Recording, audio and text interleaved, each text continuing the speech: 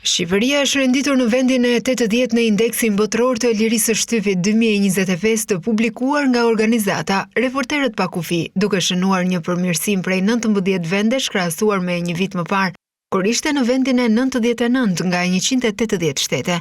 Megjithëse ky progres sinjalizon një përmirësim të përgjithshëm në klimën mediatike, raporti thekson se liria e shtypit në Shqipëri mbetet e brisht.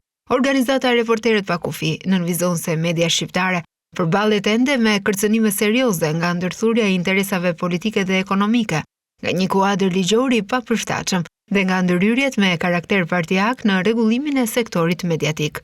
Pavarësisht se kushtetuta dhe angazhimet ndërkombëtare garantojnë lirinë e shprehjes, raporti evidenton mangësitë në mbrojtjen e burimeve konfidenciale të gazetarëve dhe thekson rrezikun e lartë për ata që hetojnë krimin dhe korrupsionin.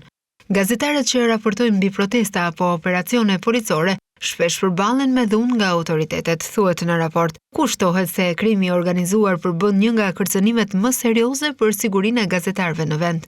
Edhe pse ka pasur disa hapa pozitiv nga policia për të hetuar sulmet ndaj gazetarëve, mungesa e ndëshkimeve dhe përpjekjet për të delegjitimuar mediat nga ana politike kanë krijuar një klim që favorizon sulmet e mëtejshme.